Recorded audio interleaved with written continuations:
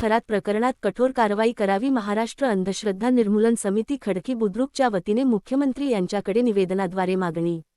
चाळीसगाव वार्ताहर नाशिक येथे उघडकीस आलेल्या भोंदू अशोक खरात प्रकरणात कठोर कारवाई करावी या मागणीचे निवेदन मुख्यमंत्री महाराष्ट्र राज्य मुंबई यांना खडकी बुद्रुक येथील महाराष्ट्र अंधश्रद्धा निर्मूलन समितीच्या वतीने देण्यात आलेले आहे।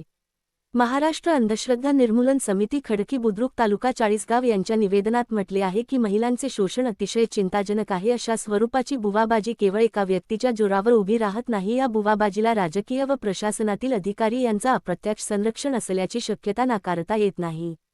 या प्रकरणाची चौकशी केवळ भोंदू अशोक खरात पुरता मर्यादित न ठेवता त्याच्या मागील संपूर्ण जाळ्याचा शोध घेणे आवश्यक आहे। निवेदनात अशा मागण्या आहे की विशेष तपास पथकाने राजकीय किंवा प्रशासकीय दबावाला बळी न पडता या गुन्ह्यात भोंदू बाबा खरात सह दोषी व्यक्तींवर कारवाई करावी।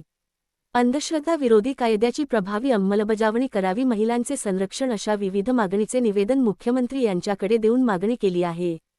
निवेदनावर कार्याध्यक्ष भैयासाहेब जाधव, प्रधान सचिव संदीप मांडोळे, गणेश पवार, प्रल्हाद सावंत, नितीन जाधव, सचिन मांडोळे, कोमल मांडोळे, आनंद बागुल, दामिनी जाधव, अंकुश निकम, दिनकर जाधव, विलास जाधव, समाधान मांडोळे, दीपक जाधव आदींच्या सह्या आहेत।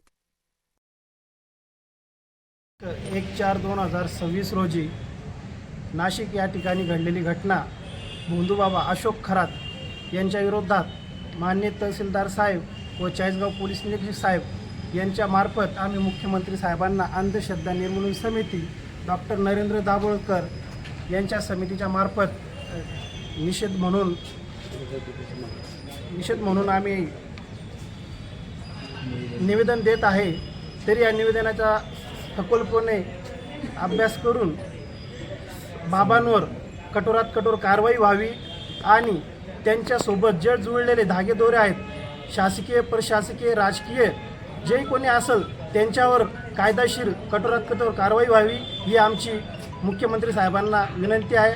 आणि जाहीरपणे आम्ही भोंदूबाबा अशोक खरात यांचा अंधश्रद्धा निर्मूलन समितीमार्फत निषेध करतो। भोंदूबाबा अशोक खरातांचा